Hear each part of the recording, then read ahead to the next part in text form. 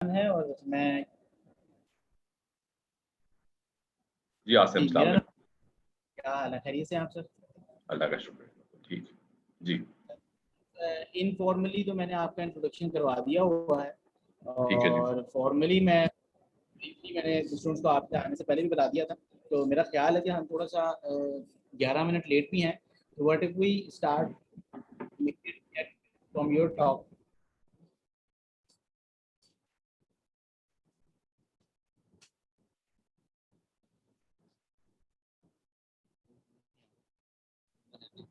बिल्कुल ठीक है जी।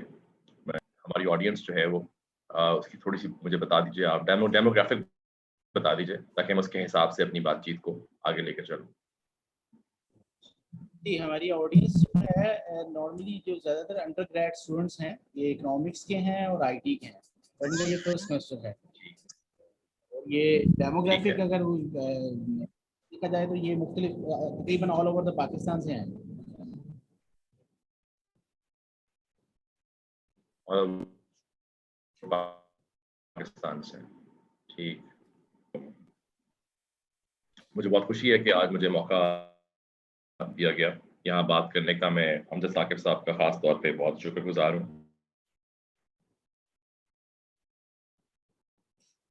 उनका मेरा ताल्लुक बहुत पुराना है और प्लेटफॉर्म से बात करना, मैं तो चाहता है, ख्वाहिश मेरी ज़्यादा ये होगी कि मैं कभी अगली बार आपके पास आके वहाँ खड़ा होकर बात करूँ सामने।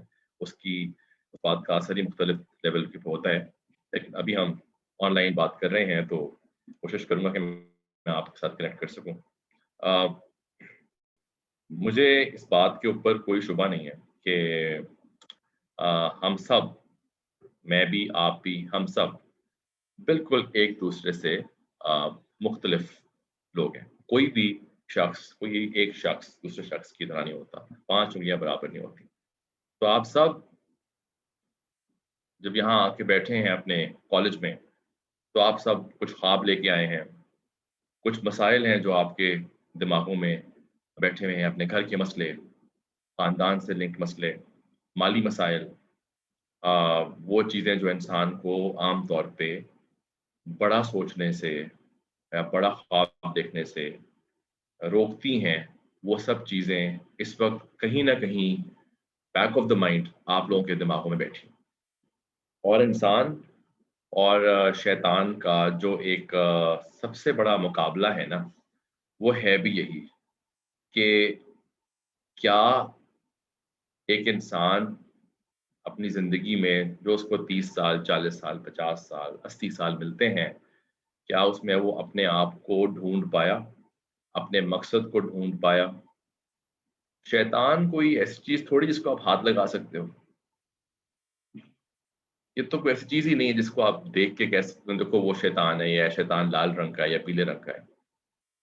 शैतान तो एक सोच का नाम है। शैतान तो एक एक एक ज़हन की कैफ़ियत है, और अगर वो ज़हन की कैफ़ियत आप पे तारी हो जाए, तो आपके अंदर के इंसान को मार देती है। और फिर आप हर वो चीज़ करते हैं जिसके अंदर किसी न किसी किस्म का या आपको नुकसान, या आपके घर वालों को नुकसान, या आपके रिश्तेदारों को नुकसान, या आपके मुआशरे को नुकसान होता है। कामयाब लोग कौन हैं? आप सब यहाँ पे आज तालीम हासिल करने आए हैं, और मुझे यकीन है कि आप सब चाहते हैं कि तालीम हासिल करके आप लोगों को अपॉर्च्युनिटीज़ मिलें, आप लोगों को मौके मिलें। आप कंप्यूटर पढ़ लेंगे, आप इकोनॉमिक्स पढ़ लेंगे, आप इस तरह के सब्जेक्ट्स पढ़ लेंगे तो आपका मार्केट में एक प्राइस होगी, लोग आपको तनख्वाह देंगे और आप कारोबार अपना काम शुरू करेंगे, कुछ लोग अपना कारोबार शुरू करेंगे। इसी ख्वाब से आए हैं। लेकिन क्या तालीम काफ़ी है? तालीम तो पैसे देकर खरीदी जा सकती है। जिसके पास ज़्यादा पैसे हैं, वो ज़्यादा महँगी तालीम खरीद लेता है। जिसके पास कम पैसे हैं, वो सस्ती तालीम खरीद लेता है। पर क्या चीज़ नहीं खरीदी जा सकती? जो चीज़ नहीं खरीदी जा सकती पैसों से, वो है आपके ख्वाब, आपकी चाहत, आपकी ख्वाहिशात। और वो लोग जो तालीम और तरबियत का अच्छा कॉम्बिनेशन होते हैं ना, वो लोग बड़े ख्वाब देखते हैं। इसलिए तालीम ज़रूरी है। तालीम ज़रूरी इसलिए नहीं है कि आप तालीम हासिल करें क्योंकि आपको 30,000 रुपए की नौकरी मिल जाएगी या लाख रुपए की नौकरी मिल जाएगी। नौकरी क्या है यार? एक दिन है, अगले दिन नहीं है। आप बहुत मेहनत करते हैं, नौकरी में शाबाश मिलती है, चौथे महीने आप एक गलती करते हैं, आपको अगले दिन बुला के कहते हैं भाई आप फारिग हैं, घर जाएं। तो मकसद नौकरी नहीं हो सकता इस तालीम को हासिल करने का। मकसद कुछ बड़ा होना चाहिए इससे। मकसद कुछ ऐसा होना चाहिए जो कि आपको कंटिन्यूअसली एक एक तसलसल के तहत आपको कामयाबी की राहों पे गामजन करे। अब कामयाबी क्या है? क्या कामयाबी पैसे का नाम है? कामयाबी शोहरत का नाम है? कामयाबी क्या है? तो इस कई बार मैंने भी सोचा जिंदगी में, क्योंकि मुझे ये दोनों चीजें ही अपने हिसाब से थोड़ी बहुत मिल गई, लेकिन इसका तो कोई ताल्लुक ही नहीं था ज़हनी और ज़हनी दिली सुकून से, बल्कि दोनों कम हो गए। जितना पैसा आता है, जितना नाम शाम दो चार लोगों को पता लग जाता है आप कौन है, उतनी ज़हनी सुकून कम हो जाती है। तो फिर सक्सेस है क्या? कामयाबी है क्या? तो बहुत से अच्छे लोगों से बात करने के बाद और खुद अपनी ज़िंदगी को समझने के बाद मुझे समझ ये आया कि कामयाबी जो है, वो एक ऐसी ज़हनी कैफ़ियत है, जहाँ पर आप अपने आप से खुश हैं। दूसरी चीज़, दुनिया के लिए कामयाबी एक ऐसी कैफ़ियत है, आपकी एक ऐसी स्टेट है, आपकी एक ऐसी एग्ज़िस्टेंस है, जिसकी वजह से आपके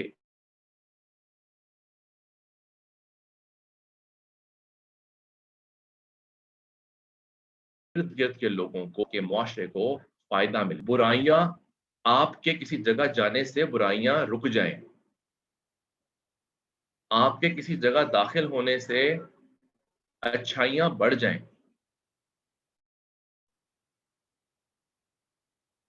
ये कामयाबी है, ये बहुत बड़ी कामयाबी है।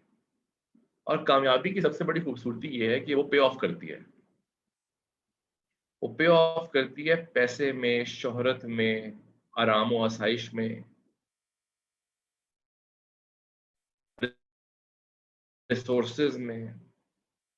तो अगर आप जिंदगी ठीक तरह गुजार लें तो बाय प्रोडक्ट, कहते हैं ना मशीनरी में, आपने सुना होगा फैक्ट्रियों में बाय प्रोडक्ट है कि आप अगर लेट से वो जूस, गन्ने का जूस निकालते हैं, तो जो जूस है वो बाय प्रोडक्ट है। आपने गन्ना डाला मशीन में, चलाई मशीन, गन्ने का जूस रस निकला, वो रस जो है बाय प्रोडक्ट है। इसी तरह आपने जब जिंदगी को सही तरह गुजारा, तो जो बाय प्रोडक्ट है ना, वो पैसा है। जो बाय प्रोडक्ट आएगा ना दुनिया में, वो आपका नाम, आपकी शोहरत है। लेकिन अगर आप उस बाय प्रोडक्ट के लिए काम कर रहे हैं, तो वो जो प्रोडक्ट है, वो जो कामयाबी है, वो जो सुकून है, वो जो पैसा है, वो आपसे दूर भागेगा। तो मकसद किसी काम करने का इंसान को पता होना चाहिए। जहाँ से मैंने बात शुरू की थी 5-7 मिनट पहले, मैं कहना ये चाहता था कि ये मकसद समझिए कि आप यहाँ पढ़ने क्यों आए हैं। ये मकसद समझिए कि आप मुझे अगर आज सुन रहे हैं आधा पौना घंटा, तो आप क्यों मेरी बात सुन रहे हैं? इसमें से आप क्या निकालना चाहते हैं? मकसद क्लियर होना चाहिए, कुछ भी करने का। कि आपने आगे जाकर जूते बेचने हैं या शरबत बेचना है या सॉफ्टवेयर बेचना है, वो आपका अपना मतलब है ना, उसमें तो आपका अपना ज़हन है वो। मैं कौन होता हूँ बताने वाला आप क्या बेचें? लेकिन मैं एक सवाल ज़रूर पूछूँगा, क्यों बेचते हो ये? आपका क्यों आपके लिए सबसे ज़्यादा मुश्किल, बट से ज़्यादा इम्पोर्टेंट सवाल है ज़िंदगी का। कोई भी काम करने जाओ, तो उसमें अपने क्यों, अपने आप से ये जरूर पूछो कि वाई, मैं ये क्यों कर रहा हूं। मुझे जिन लोगों को मैंने दुनिया में कामयाबी का इज्जत पाते देखा, उन सब लोगों को मैंने एक चीज को बड़ा क्लियरली फॉलो करते देखा, बहुत क्लियरली। और वो सिर्फ एक चीज थी कि उनको ये पता था कि जो वो कर रहे हैं वो क्यों कर रहे हैं, जो वो कह रहे हैं वो क्यों कह रहे हैं, जो वो सुन रहे हैं वो क्यों सुन रहे हैं। अल्लाह ताला ने हम सबको 5 सेंसेस दिए हैं, है ना। हम देख सकते हैं, हम सुन सकते हैं, सुन सकते हैं, हाथ लगा के इसको महसूस कर सकते हैं किसी चीज को। पर मैं इस वक्त सिर्फ 3 सेंसेस की बात करना चाहता हूँ। आंखें जो देखने में मदद करती हैं, कान जो सुनने में मदद करते हैं, और हाथ जो आपके अमाल की का जरिया बनते हैं। नबी सल्लल्लाहु अलैहि वसल्लम ने एक बात जो कही, जो कि मेरा ख्याल है फंडामेंटल है जिंदगी का हम सब की, चाहे हम मुसलमान हैं या नहीं है, चाहे हम जिस मर्जी दीन से ताल्लुक रखते हो, लेकिन क्या खूबसूरत बात की कि अगर बुराई होती देखो तो उसको रोको, अगर रोक नहीं सकते तो उसको बुरा कहो, अगर कह नहीं सकते तो बुरा समझो। तो अगर हम इन 3 चीजों को तोड़ें आपस में, तो ये 3 चीजें पता क्या बनती हैं? बुराई को रोकना यानी कि आपका अमाल, एक्शन। बुराई को बुरा कहना, आपके अल्फाज। बुराई को बुरा समझना, आपकी सोच। ये 3 चीजें इंसान ठीक कर ले, कामयाबी तो बहुत छोटी चीज है, दुनियावी कामयाबी तो खास तौर पर बहुत छोटी चीज है। दुनिया और आखिरत दोनों मिलती है। ये 3 चीजें इंसान अगर ठीक कर ले, मेरे अमाल, मेरे अल्फाज और मेरी सोच, जिस दिन ये 3 चीजें इंसान की ठीक हो जाती हैं, सारे मामलात अपनी अपनी जगह बैठना शुरू कर जाते हैं, मुश्किलें मुश्किल लगना बंद हो जाती हैं। ये कभी भी नहीं होगा कि मुश्किल ना आए। अगर रास्ता ऐसा लोगे जो कि तुम्हें बड़े ख्वाबों तक पहुंचाए, तो मुश्किलें तो आएंगी, ठोकरें भी पड़ेंगी, नाकामयाबी होंगी। ये तो कहते हैं ना, पार्ट एंड पार्सल है गेम का, ये तो हिस्सा है गेम का। मैंने अपनी जिंदगी में अगर 4-5 कामयाबियां ली जिसकी वजह से मुझे कुछ मिला दुनियावी तौर पे, तो मैंने कम से कम 50-55 नुकसानात भी किए हैं, अपने फेलियर्स भी हैं, बहुत ज्यादा फेलियर्स हैं, 10 गुना ज्यादा फेलियर हैं। लेकिन हम गलती क्या करते हैं? एक एक उस इंसान में जो इफेक्टिव है, एक उस इंसान में जिसके अंदर अपने आप के बारे में एतमादी है, खुद एतमाद है वो, उसमें और एक आम आदमी में जिसमें एतमाद नहीं है, उसमें फ़र्क क्या होता है? तो पूछे अगर आपसे, तो मैं आपको सिर्फ उसमें एक फ़र्क बताऊँगा। बाकी जो मर्ज़ी फ़र्क हो, तालीम नहीं फ़र्क पड़ता। आप बिल्कुल अनपढ़ जाहिल भी हो सकते हैं, लेकिन आप बहुत कामयाब हो सकते हैं। आप बहुत चीज़ें कर सकते हैं, और आप हरफुल मौला हो सकते हैं, और आपने दुनिया की सबसे महँगी तालीम भी ले ली हो, और आप बिल्कुल नालायक होते हैं, कुछ नहीं कर पाते ज़िंदगी में अपनी। क्यों? तो फ़र्क क्या है? फ़र्क है कि वो इंसान जो कि ज़िंदगी में हारना जानता है और हार के गिरना जानता है, उस इंसान को कोई दुनियावी चीज़ नाकाम नहीं कर सकती। पर जिसको हारना नहीं आता, जिसको हार से उठना नहीं आता, वो हर थोड़ी देर के बाद अपनी ज़िंदगी में और अपने अंदर भी उम्मीद हारता जाता है, उम्मीद खत्म होती जाती है। मैंने अपने बड़ों से ये सीखा कि जब नाकामी आए तो और मेहनत करो, गम और गश में ना पड़ जाओ, क्योंकि नाकामी आ गई और आप गमगीन हो गए और आपने अपने दिल और दिमाग को कुंद कर दिया और आपने कह दिया बस यार, और कुछ नहीं हो सकता, उन तक कहानी खत्म हो गई। बस that is the big mistake. ये वो गलती है जिसके बाद डाउनफॉल शुरू है। ऐसा हो ही नहीं सकता कि आपका ख्वाब बड़ा हो, आपकी चाह बड़ी हो और आपकी मुश्किलें छोटी हो। ये हो ही नहीं सकता। जितना बड़ा ख्वाब, जितनी बड़ी स्ट्रगल, उतनी बड़ी मुश्किल। मैं आज आपको एक वाकया सुनाता हूँ अपने एक दोस्त का। मुझे अल्लाह ताला ने मौका दिया पाकिस्तान की एक बहुत अच्छी यूनिवर्सिटी में पढ़ने का, और खास तौर पर उस जमाने में तो बहुत ही अच्छी यूनिवर्सिटी होती थी। आपने सबने फास्ट का नाम सुना होगा, फास्ट का। तो आज से 20 साल पहले, 20 साल पहले, और आप सोचें कि मेरी उम्र कितनी ज्यादा हो गई होगी, कितना बूढ़ा हूं मैं, कि मैं 20 साल पहले फास्ट में पढ़ने गया। उस जमाने में पूरे पाकिस्तान से वहां पे 12-12 हजार बंदा अप्लाई करता था। पता है कितनों को एडमिशन मिलता था? 150, 180 लोगों को। 12-12 हजार बंदा। सड़कें भर जाती थी, पूरी पूरी लॉरेंस रोड जो है वो पूरी भर जाया करती थी टेस्ट से पहले। वो टेस्ट का दिन होता है ना, जिस दिन बिल्डिंग का टेस्ट होना होता है, बड़ा बंदा पे बंदा चढ़ा हुआ है। और वो रखते कितनों को थे? 150 को। सोचें क्या क्वालिटी होती होगी लोगों की, वो जो 150 आते थे। तो हमारी बारी में उन्होंने 180 लोग रखे। 12,500 लोगों ने अप्लाई किया। मैं आपको ये 20 साल पुरानी कहानी सुना रहा हूँ, 20 साल पुरानी। जी हमारा एडमिशन हो गया, मेरा भी हो गया, पता नहीं कैसे हो गया, हो गया, बस किस्मत की बात थी। अब उन लायक तरीन लोगों में हम जाके बैठ गए।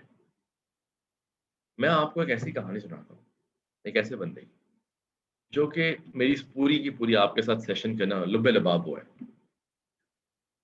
जी मैं था थोड़ा सा जरा ऐसे घर से आया था कि मुझे ना अल्लाह ताला ने बड़ी रहमत की हुई थी, गाड़ी शाड़ी दी हुई थी वालिद साहब ने, मामलात आसान थे, और मतलब फुल पार्टी शार्टी की हुई थी जिंदगी में से ना।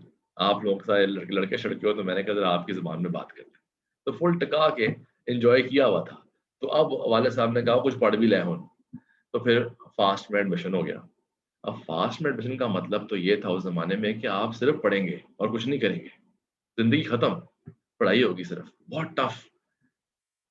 तो जी जब मैं वहां गया तो पहला दिन तो मुझे समझ ही कुछ नहीं आया, ये क्या पढ़ा रहे हैं इतना ज्यादा। और पहले दिन उन्होंने इतना सारा काम दे दिया हमें, मुझे तो काम करने की आदत ही नहीं थी। मैं तो क्लासें अटेंड नहीं करता था पूरी। कुछ तीसरा या दूसरा दिन था मेरा। तो जिस तरह आप लोग कंप्यूटर लैब में बैठे हुए ना, मेरे सामने एक कंप्यूटर लैब है, बैठे हुए ना, सारे लैब ही है ना ये, यहाँ पे स्क्रीन लगी हुई है, साथ सीपीयू पड़ा होगा नीचे। इस तरह हमारी कंप्यूटर लैब थी। उस कंप्यूटर लैब में मेरा एक तरीकेकार था, जिस तरह आप में भी आई एम श्योर 3-4 चीते होंगे ऐसे, कि ऐसी जगह बैठो दरवाजे के पास कि जैसे ही टीचर ना देख रहा हो बाहर निकल जाओ। ये मेरी अप्रोच होती थी जिंदगी में, कि उससे जाके बैठ जाओ जितना उसी मतलब you can easily slip out, कमरे से बाहर निकल सकते हैं।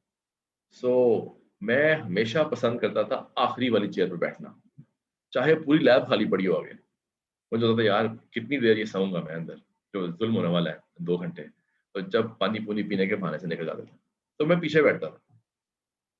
अच्छा जी लैब शुरू हुई, टीचर ने पढ़ाना शुरू किया। अगर आप में से कुछ ने आईटी पढ़ी हुई है तो आप सबको पता होगा C++ में सिखाते हैं हेलो वर्ल्ड लिखना, सी इन सी आउट वगैरह। तो उस जमाने में हमें वो जबान सिखाई जा रही थी। अभी दूसरी क्लास थी हमारी, 2-3 दिन हुए थे अभी, पहली बार हम भी कंप्यूटर साइंस पढ़ रहे थे। तो मैं आके वहां बैठ गया पीछे। अच्छा मेरे आगे सारी लैब भरी हुई थी। कोई 15-20 मिनट गुजरे तो एक लड़का, दरवाजा खोला और एक लड़का ना शलवार कमीज में बिल्कुल मेरे साथ वाली कुर्सी पे, जैसा लैब में कंप्यूटर लगा होता है, मेरी साथ वाली दोनों कुर्सियां खाली थी, मेरे साथ वाली कुर्सी पे आके बैठ गया। जब मैंने उसको मुड़ के देखा ऐसे करके, पीछे होकर ऐसे साइड पे देख के मैंने देखा उसको, तो उसके कपड़ों पे ना जिसको आप कहते हो ना, लकड़ी की जो शेविंग होती है, बुर, लकड़ की, जो लकड़ का काम करते हो, तो जो उसमें से बूरा निकलता है, सारा उसके कपड़ों में पड़ा हुआ। इसको वुड शेविंग्स कहते हैं इंग्लिश में। और गंदी कमीज, गंदी शलवार, पसीना पसीना। ये अगस्त का महीना था मेरा ख्याल है। पसीना पसीना, गंदा, बकायदा बू भी आ रही थी। इतना कि हुआ कि मैं थोड़ी सी कुर्सी साइड पे कर लिया। अच्छा, वो लड़का वहां बैठा है, बैठा है, वो स्क्रीन को देखे जा रहा है। और मैं नोट कर रहा हूँ कि ये हिल नहीं रहा। होता है ना, बंदा साइड पे बैठा होता है, आपके साइड पे कोई भाई साहब बैठे हुए हैं, वो हिले ही ना, तो बंदा कहता है नो क्यों है, राइट। तो मैंने उस साइड पे देखा तो उसने कुछ नहीं चल रहा। मैंने उसको जब फिर से दूसरी बार देखा तो मैंने देखा कि उसकी आंखों से ऐसे आंसू गिर रहे थे, ऐसे। और वो ये जो तुम्हारे सामने पड़ा ना, कीबोर्ड पड़ा हुआ, कीबोर्ड जो होता है, कीबोर्ड जो होता है, वो कीबोर्ड को ऐसे ऐसे हाथ लगा रहा था। जैसे ना आपको पालतू बिल्ली होती है या पालतू कुत्ता होता है, आप उसको प्यार कर रहे होते हो, अदर आर टॉमी, प्यार प्यूर कर रहे होते हो उसको आप। वो उस कंप्यूटर के कीबोर्ड को ऐसे हाथों से हाथ लगा रहा, स्क्रीन को हाथ लगा रहा, और उसकी आंखों से आंसू गिर रहे थे। मुझे समझ नहीं आई यार, क्या ऐसा हो गया। ये तो C++ पढ़ा रहे हैं, हाँ ये जुल्म है, लेकिन इतना जुल्म नहीं है कि रोना शुरू कर दो। मुझे समझ नहीं आई ये रो क्यों रहा है। अच्छा, अब मैं बड़ा ऑकवर्ड हुआ कि यार मैं क्या कहूँ इसको, ना कहूँ कुछ। तो मैं भी यही सोच रहा था, साथ लिख रहा था जो टीचर लिखवा रहा था। तो उसने मेरी शर्ट पकड़ी यहाँ से और ऐसे हिलाया, कहता है भाईजान इसको ऑन कैसे करते हैं। मैं हैरान, मैंने कहा मेरा मजाक उड़ा रहा है। एक कंप्यूटर की यूनिवर्सिटी में तुम आए हो फास्ट में, और तुम्हें ये नहीं पता कि इसको ऑन कैसे करते हैं। मैंने कहा क्या मतलब, तुम्हें पता नहीं है। कहते नहीं। तो मैंने उसको कहा ये देखो नीचे और ऑरेंज से रंग का बटन लगा हुआ है, इस ऑरेंज से बटन को दबाओ, ऑन हो जाएगा। उसने वो बटन दबाया, सामने लिखा आया विंडोज 2000। मुझे आज तक भूलता नहीं है, क्योंकि विंडोज 2000 मैं सन 2001 की बात कर रहा हूँ। आप में से बहुत से बच्चे पैदा भी नहीं हुए थे तब, शायद कुछ हो गए हो, 2-3 साल के हो गए।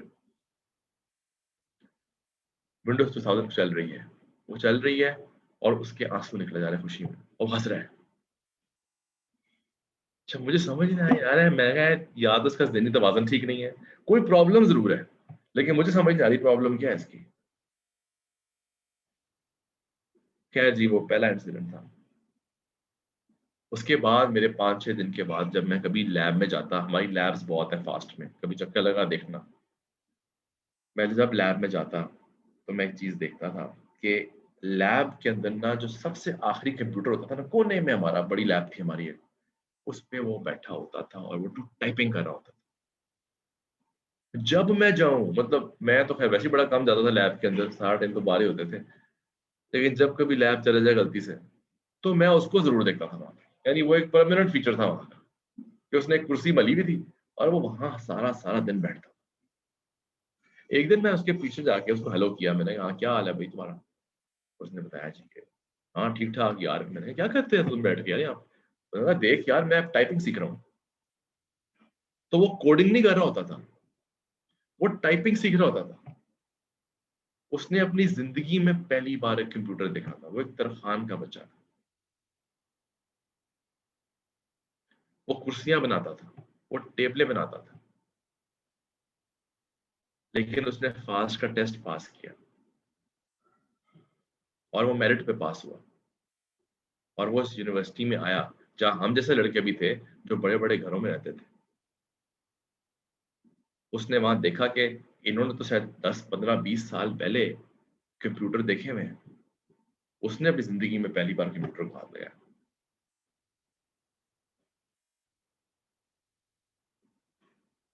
2-3 महीने गुजरे, मुझे उसके साथ एक कुर्बत सी हो गई।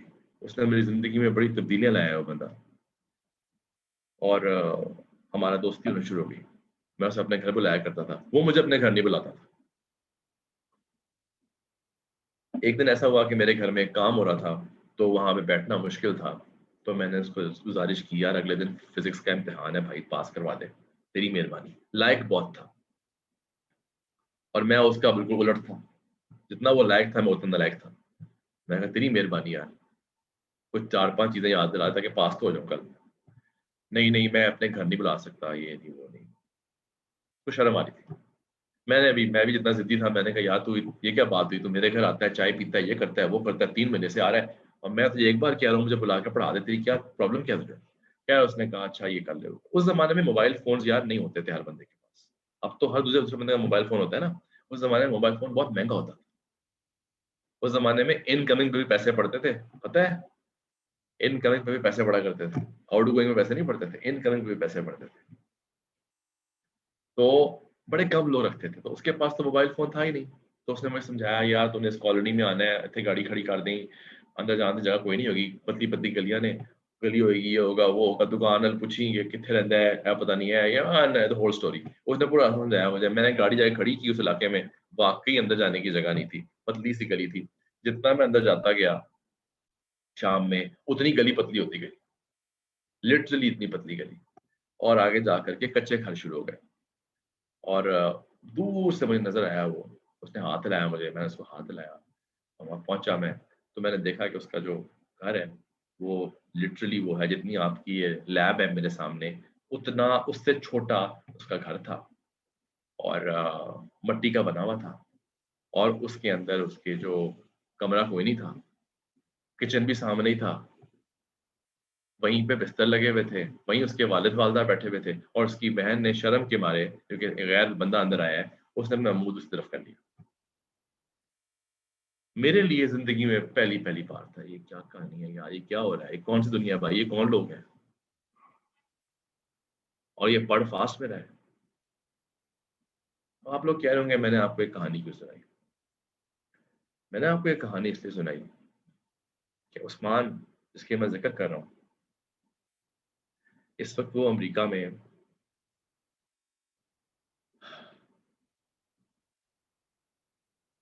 आपने कंपनी का नाम सुना होगा अडोब, अडोब फ़ोटोशॉप इस्तेमाल की हुई है ना, फ़ोटोशॉप, अडोब। अब वो वहाँ पे अमेरिका में उसका पूरे के पूरे सॉफ्टवेयर डेवलपमेंट विंग जो उनकी कंपनी के अंदर, जो कि 16-17 हज़ार लोग हैं, वो उसका वाइस प्रेज़िडेंट है। उससे पहले वो माइक्रोसॉफ्ट में software development wing of Microsoft, इसमें करीबन 80 से 90 मुल्कों से लोग काम करते हैं। करीबन 4,500 लोगों का बॉस वो था। उससे पहले गूगल मैप्स जब बने, तो गूगल मैप्स में कोड लिखने वालों में से एक कोड लिखने वाला वो था, जिसका आज उसके अंदर शेयर है उसके पास। इस वक़्त उसके पास, जो उसने मुझे रिसेंटली बताया, 4 घर हैं। एक अमेरिका में, एक डिफेंस लाहौर के अंदर, जो उसने अपने वालिदैन के लिए बनाया है। एक फ्रांस, क्योंकि उसको पेरिस पसंद है। और एक और घर उसने अभी रिसेंटली कराची में अपना छोटा-सा कोई 10 मरले का घर एक और लेके रख लिया। पिछले 10 सालों में, 8 सालों में, 10 सालों में उसने करीब-करीब 550 से 600 बच्चों को फास्ट में पढ़ाया। वो जो कमाता है, वो अपने पे लगाता है, साथ-साथ वो बच्चों को उनकी फीसें देता है। ये वो लोग हैं, अगर उस्मान कर सकता है, तो आप क्यों नहीं कर सकते? आपके पास क्या बहाना है? उसके पास ऐसा क्या था जी? पैसा था, ताकत थी, ताल्लुकात थे, क्या था? सिर्फ 20 साल पहले एक लड़का पढ़ने आता है, उसको कुछ नहीं है, बस साइकिल भी नहीं थी। आज उसके पास स्पोर्ट्स कार है अमेरिका में, एक नहीं, 2-3 ही होंगी, जितना कमा लेता है। बात पैसे कमाने की नहीं मैं कर रहा, मैं बात एक बंदे के एम्बिशन की कर रहा हूँ, मैं बात एक बंदे के मकसद की कर रहा हूँ, मैं बात बड़ा ख्वाब देखने की कर रहा हूँ। बड़ा ख्वाब देखना हो तो बड़ी मुश्किलें सहने के लिए तैयार होना ज़रूरी है। कितने लोगों ने उसको कहा होगा, वो तो तरखान दा पुत्तर है, तू की कर सकदा है। आज वो मुझसे कहीं ज़्यादा अमीर है। आज उसकी प्रॉपर्टीज़ हैं और वो कितने बच्चों, कितने माँओं, कितने वालिदैन की दुआएँ ले चुका है, उनके बच्चों को मुफ़्त पढ़ा के। सो अगर ऐसे लोग दुनिया में हों, तो आप दुनिया से उम्मीद लगा सकते हैं। मेरी जो ख्वाहिश है, वो ये है कि मैं आप लोगों को कुछ ऐसी बातें बताऊँ, जो कि आपको ये सब करने में, जो उस्मान ने कर लिया, ये सब करने में आसानी पैदा करे आपके लिए। अब आप कहेंगे ये करना कैसे है? इसको करने के बहुत तरीके हैं। कुछ तो इतने आसान तरीके हैं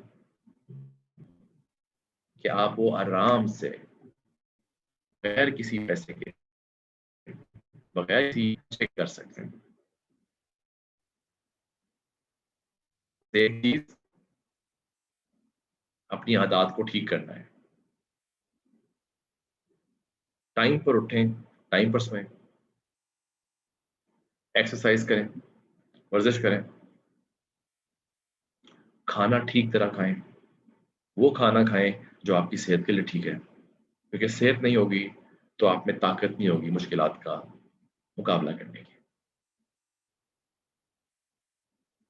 सफाई निस्फ़ ईमान है, सफाई पे जोर दें, अपने आप को साफ रखें, जहाँ रहते हैं उस जगह को साफ रखें, अपने कामों को खुद करने की कोशिश करें, किसी और पे मत डालें,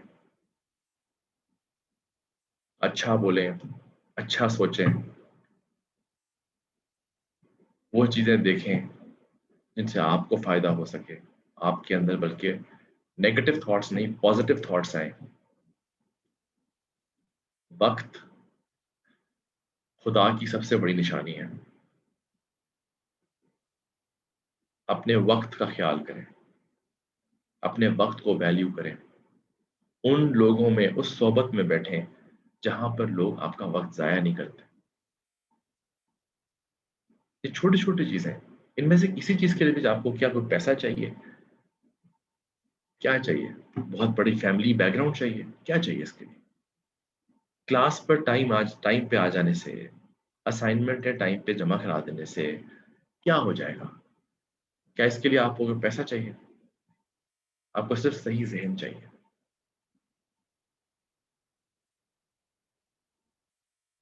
अपने दीन को, चाहे आप मुसलमान हैं, चाहे आप ईसाई हैं, चाहे आप हिंदू हैं, चाहे आप यहूदी हैं, जो भी है, इस सब में कॉमन एलिमेंट एक तो है ना कि अल्लाह तो सबका है। तो उस अल्लाह पे यकीन को पुख्ता करें। जितना आपका अल्लाह पे यकीन पुख्ता होगा, उतना आपका अपने आप पे यकीन पुख्ता होगा। जितना आपका अपने आप पे यकीन पुख्ता होगा, उतना आप दुनिया के अंदर अपने अमाल से, अपनी बातों से, अपनी सोच से पुख्तगी पैदा कर सकेंगे।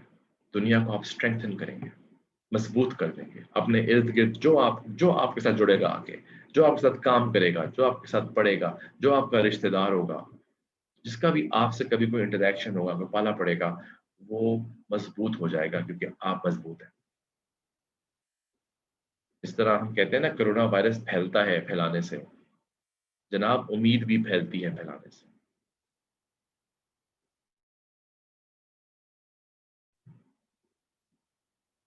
सोच की पुख्तगी फैलती है फैलाने से।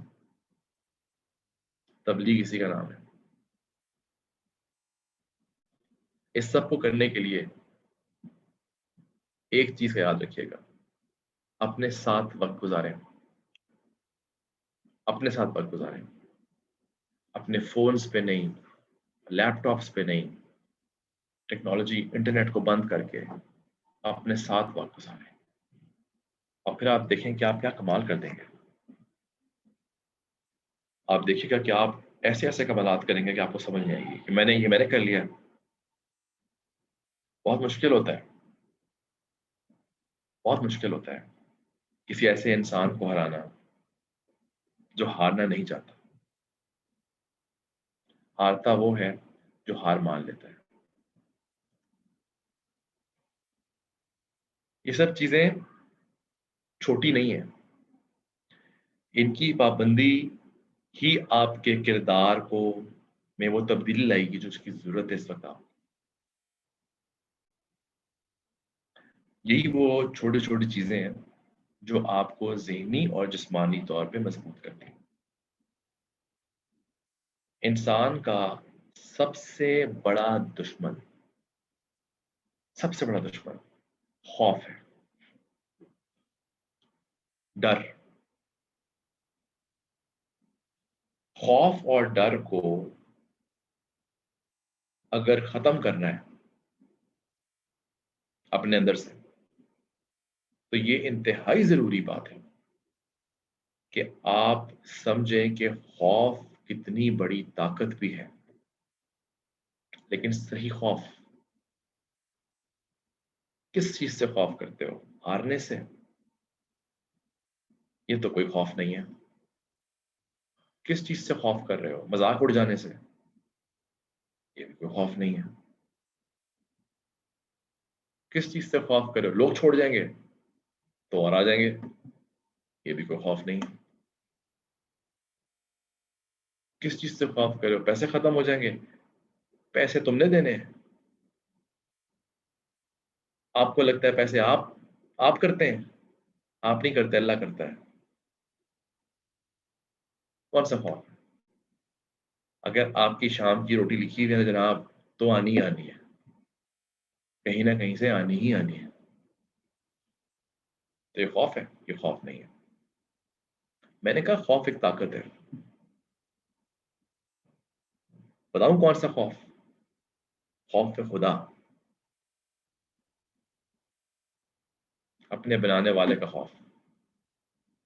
जिसके अंदर वो ताकत आ जाए, उसको कोई और खौफ क्या खौफ लगेगा।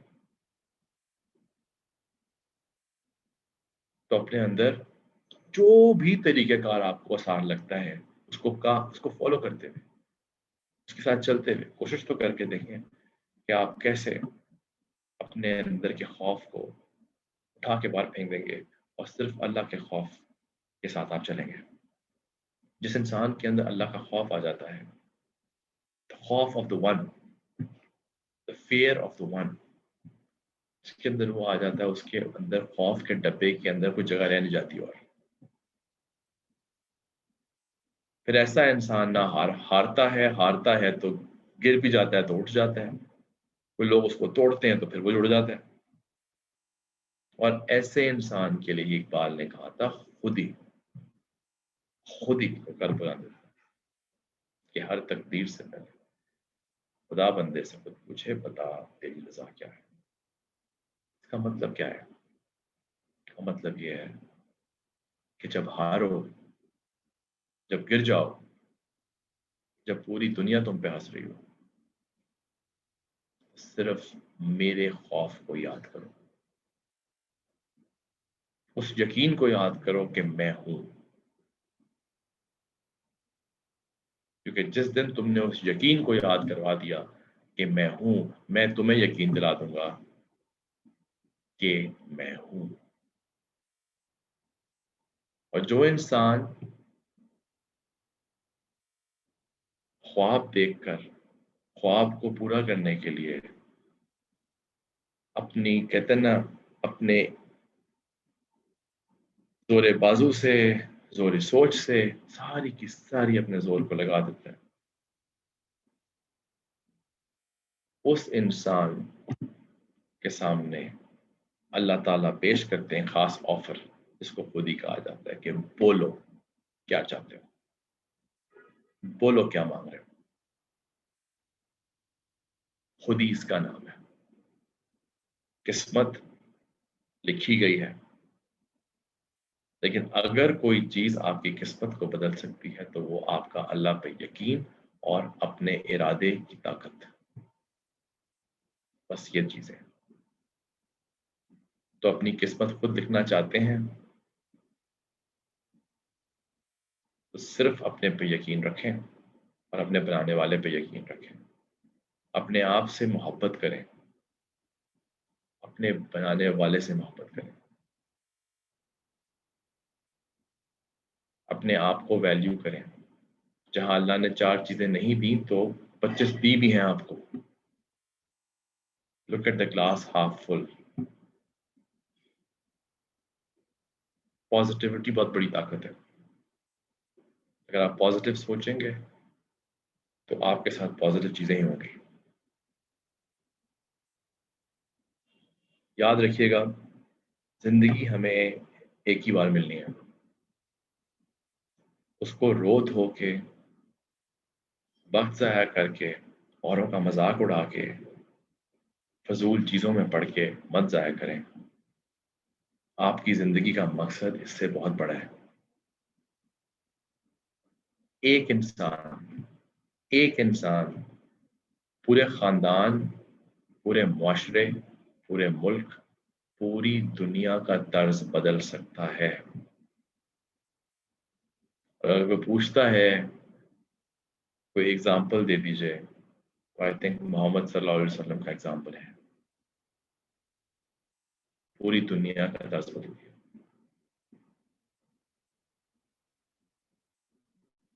इसी तरह जिस तरह लेवल छोटा होता जाता है, ऐसे लोग हैं जिन्होंने पूरे पूरे मुल्क का तर्ज बदल दिया, पूरी पूरी कौम का तर्ज बदल दिया। मोहम्मद अली जिन्ना, नेल्सन मंडेला, बहुत लोग हैं। चेयरमैन माओ, आम लोग ही है ना, इंसान ही है ना, आम घरों से आए थे ना। तो खास एक्स्ट्रा चीज तो लगी हुई थी इनको। जो एक्स्ट्रा उनके अंदर है ना, वो पता क्या है? वो उनकी खुद एतमादी है, वो उनका अपने आप पे यकीन है, और वो उनकी रेजिलियंस है, उनकी परसिवेरेंस है, ना हारने की जुस्तजू है, कोशिश करते रहने की ख्वाहिश है। ये चीज़ें ऐसी हैं जो अगर आप अपने अंदर डेवलप कर लेते हैं, यकीन कीजिए, ना सिर्फ अखुवत बल्कि पूरा पाकिस्तान आप पर फख्र करेगा। बहुत शुक्रिया जी आप लोगों का। Thank you very much. अगर मेरी कोई बात समझ आई हो तो आई एम ग्लैड। सवाल हो तो मैं जवाब देने को तैयार हूं।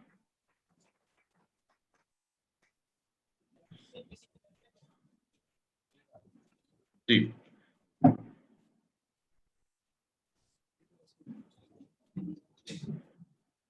सर मैंने एक बात नोट की है।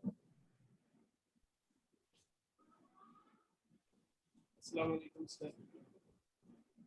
सर मैंने एक बात नोट की है, मतलब जितने भी मोटिवेशनल स्पीकर्स या जितने भी बड़े बड़े लोग होते हैं वो खुद को तनकीद का निशाना बना के सामने वाले को मतलब हीरो पेश करते हैं। जैसा कि आपने मतलब उस्मान साहब को एक एज अ हीरो पेश किया, अपने आप को मतलब एज अ मतलब नीचा दिखाकर, ऐसा क्यों है सर? मतलब आप खुद को भी अपना ऊंचा दिखाकर दूसरे को नीचा दिखा सकते हैं, लेकिन जो मोटिवेशनल स्पीकर होते हैं या जो बड़े बड़े नॉलेज पर्सन होते हैं, वेल नॉलेज पर्सन होते हैं, वो अक्सर खुद को मतलब नीचा दिखाते हैं, ऐसा क्यों?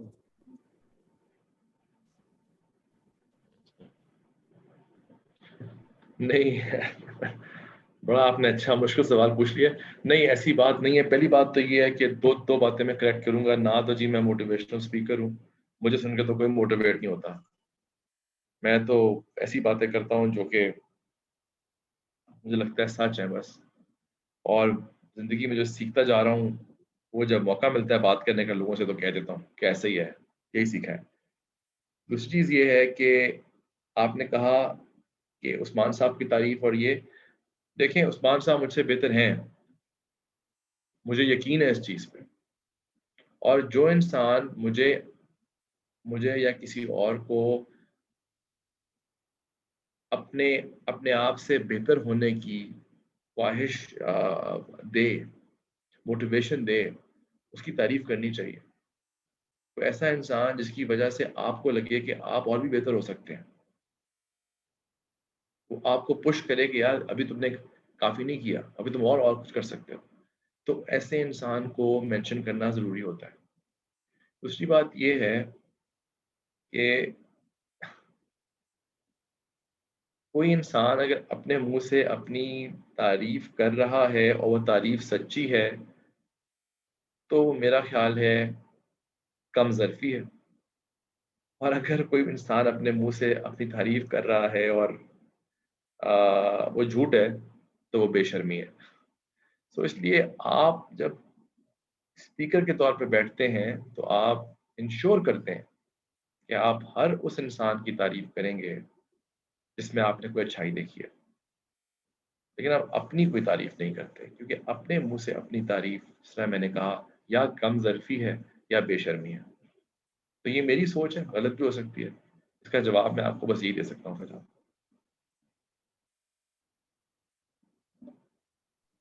Thank you so much, sir. शुक्रिया। जी, कोई और question?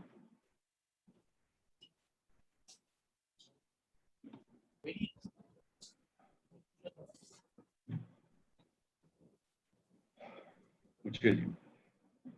Any other question from anyone?